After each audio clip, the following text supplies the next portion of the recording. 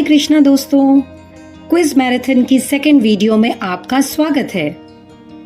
दोस्तों, मान लीजिए कुछ ही दिनों में एग्जाम शुरू होने वाले हैं और आपको मिल जाए बढ़िया वाले नोट्स, तब तो आपका बेड़ा पार है। पूरे शास्त्र, काव्य, महाकाव्य पढ़ने का टाइम तो है ही नहीं, इसलिए जरूरी है हमारी एक क्विज मैराथन, जो कि आपके लिए एक कैप्सूल का काम करने वाली है, जिसे आप कहीं भी कभी भी प्ले कर सकते हैं अपनी नॉलेज बढ़ाने के लिए, क्योंकि अपनी संस्कृति से जुड़े रहना जरूरी है। हमारी हर वीडियो में हम आपसे पूछते हैं 10 सवाल। अगर आपका स्कोर 0 से 3 के बीच में है तो आप बिगिनर लेवल पर हैं।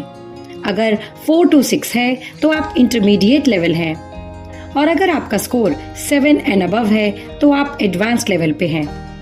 दोस्तों, पिछले वीडियो के एडवांस लेवल के विनर्स हैं जूही, रोहित, युवान, शैलजा एंड रॉय।